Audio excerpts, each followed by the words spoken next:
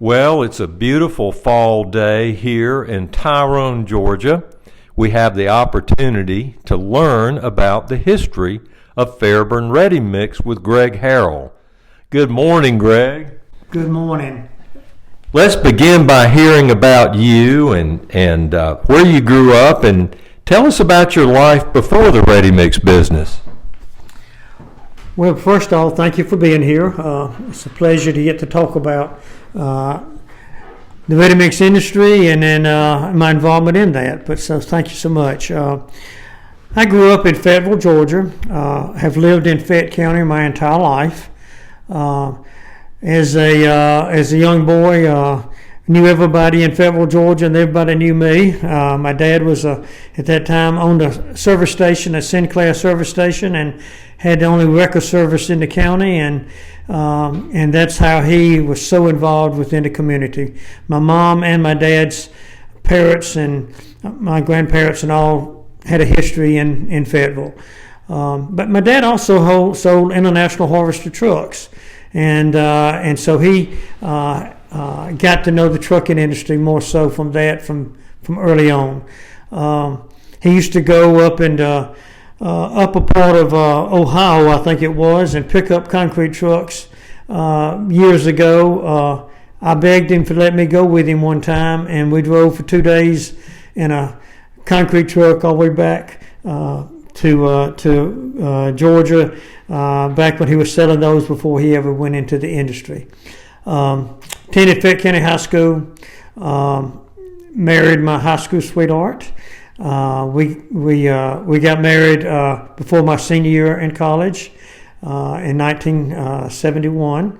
I attended Middle Georgia College for 2 years, and then the University of Georgia for 2 years, and it was a great time. My wife and I, we had 2 daughters. We now have 6 grandchildren who are growing up mighty fast, and so we've been involved in this area of Fayette County our whole lives. Wow, that's a really interesting. I didn't know that about your dad and about that introduction to early introduction to ready mix. Let's move on and tell us, get into some of the details of the history of Fairburn Ready Mix. How did it begin? And just tell us the story. Well, through my dad selling trucks, but also his involvement in the community, him and Barney Walker were very close friends. And Barney had already started a concrete company in Jonesboro, and they wanted to start one in Fairburn. So in 1964, Fairburn Ready Mix began. And Barney was one of the owners and has been all through the time of Fairburn Ready Mix. There was a couple of other owners early on, but they all were bought out and by my dad and myself, and so it was just the 2 stockholders and myself. But anyway, it started in 1964. When I was in high school, when I was 15 years old, I worked in the company during the summer. Hauled mortar mix and bagged cement, and loaded and unloaded it by hand when I was young like that. But when I was 16 years old in the summer, I actually drove concrete trucks or dump trucks in those early years. And so I was implanted within the company from day one, just about. Loved it. We started the first plant was in Fairburn, Georgia, and started it in 64. And then while I was in college, we was building one in Peachtree City, Georgia, and while I'd come home on weekends while I was a senior in college and work on the plant, and my dad just kind of turned it over to me. He said, "Here it is, learn by doing," and I did, and opened that plant in the fall of 1972. Very blessed with that opportunity, but worked some mighty hard hours and long hours, and so from those days and learning about the concrete industry and being able to be a part of it, it really was in my blood from day one. And so we ended up growing the 5 locations. We were not trying to be the biggest guy on the block. We just wanted to be a business that would make a fair living for me and my family and for the employees that worked there. Well, let me ask you this, Greg. During all those years in the business, what were tell us a little bit about some of maybe the bigger challenges over that time that you faced, or just some big changes that took place in the industry and that sort of thing. Anything that comes to mind around changes and challenges?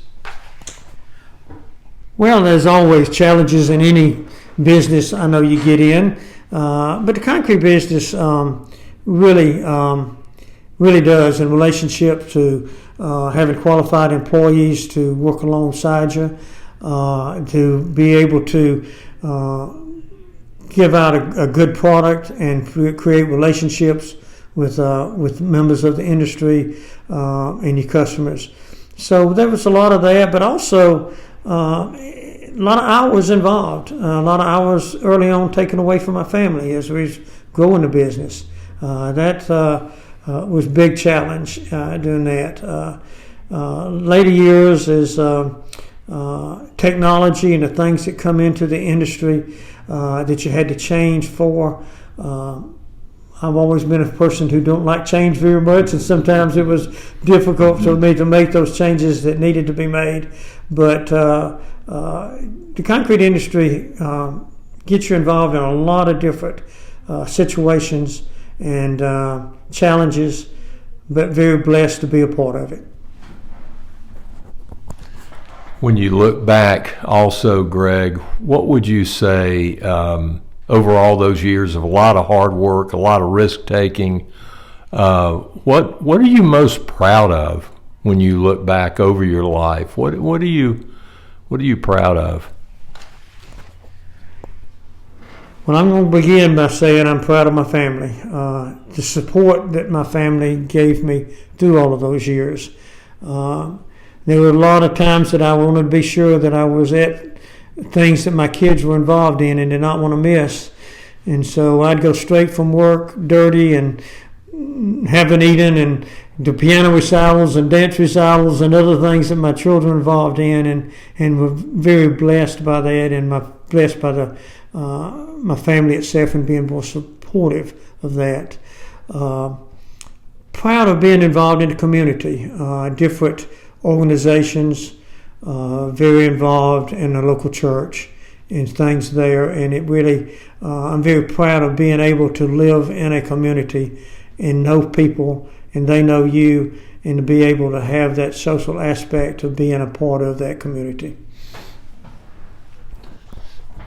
Well, and I think that it's safe to say that you're probably proud of your family and that who's running the business today. Can you say a little bit about that?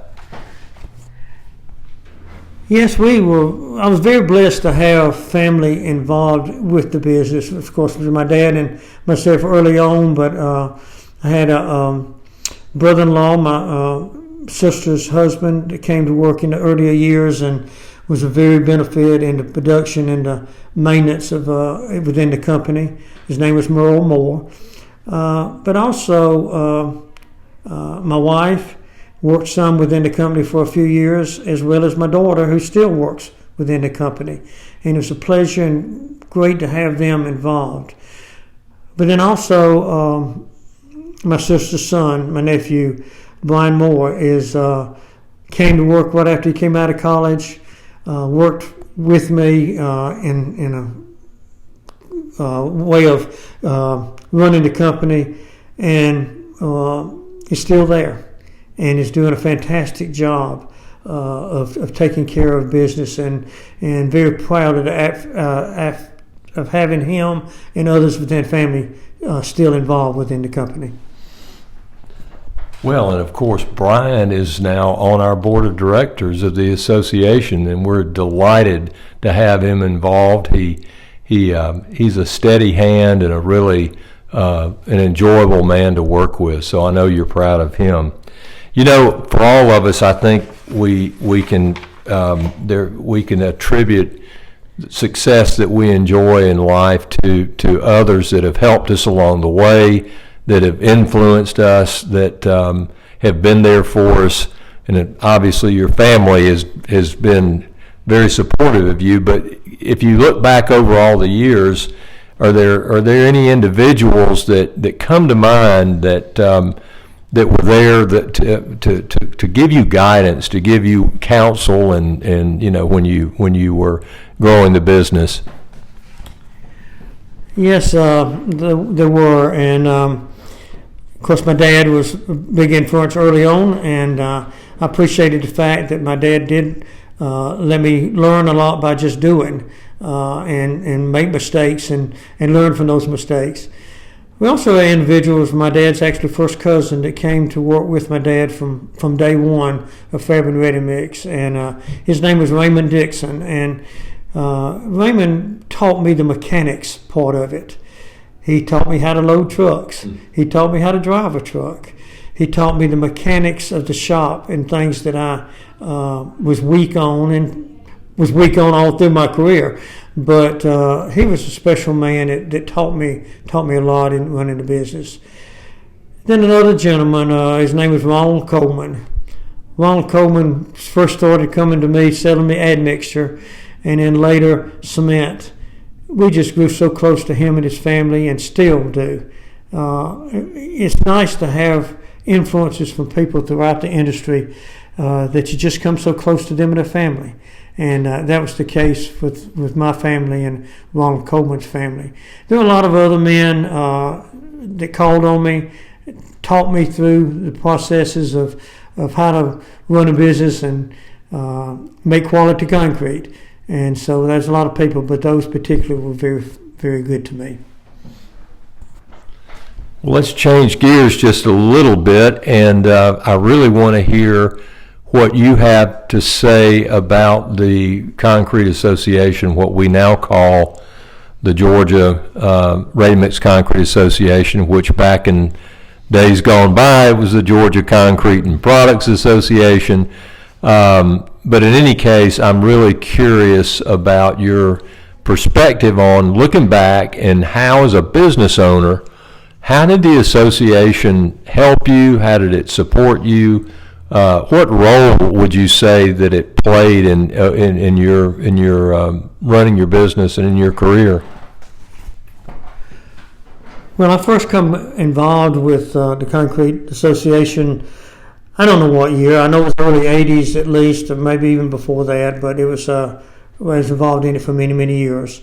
The association is good in the fact that it has a place to go to when you look for some information, or whether it's in relationship to your employees or in relationship to things within the industry, but it had a place to go and they could lead you to where you needed to be to get that information.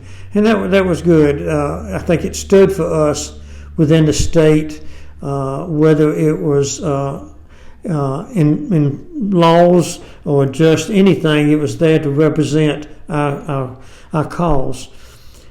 More than anything else, though, the association to me was getting to know people.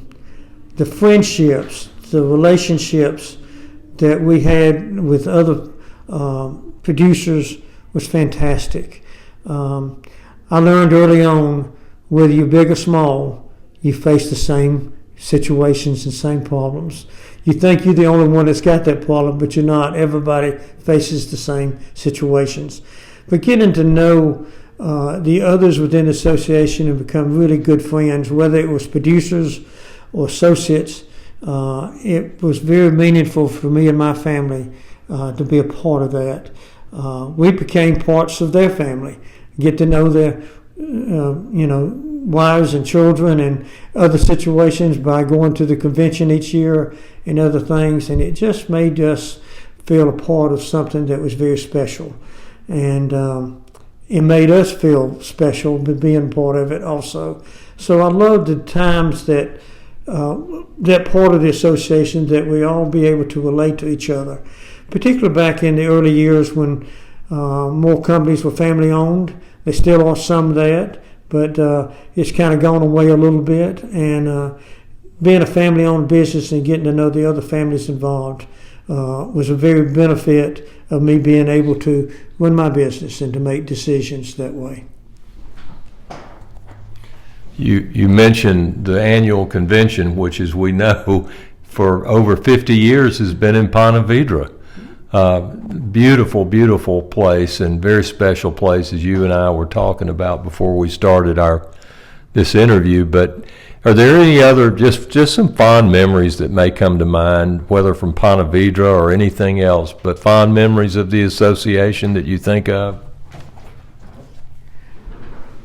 Yeah, just serving on the board and being chairman for a couple of years, I got to know even closer to some of those relationships, some of the people.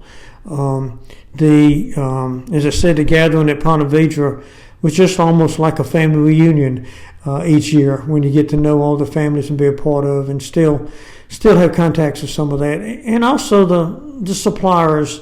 It was important to me in being in business. I did not buy or trade from companies. I bought and trade from people. And that made it really good to learn those relationships and build on those relationships. And Ponte Vedra helped that in being able to go and like I said a while ago, learn the families and be a part of their family. But it was good to get to know individuals, whether I bought from them or not, that how they supported the industry and how they supported it through the Products Association. Well, the last question I've got, and I'm sure people are very interested to hear about, what have you been up to since you sold your business? And tell us what year. I can't remember, but tell us when you sold it and what you've been doing with your life since that time. Well, I sold a business in the year 2018. I was involved in the business basically for about 50 years. Tough decision, but the timing was perfect for me. People ask me all the time, do I miss it? To be honest, I don't miss it much, but I miss the people. I miss a lot of my employees, customers, and then the representatives from companies that I bought from that we created such great relationships. I miss. I've been able to stay in touch with a lot of them, but not like I would like to, and I miss that part. As far as what I'm doing with my retirement, my wife and I of now 52 years of have more time together.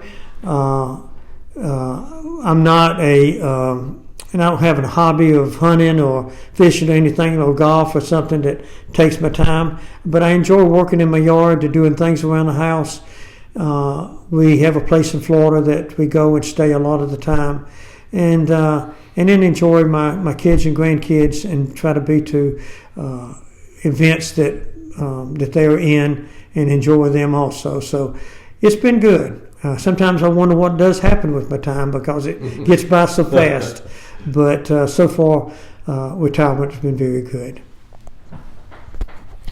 Well, Greg, again, thank you for taking time out of your day to come and visit. I'm excited about this little project.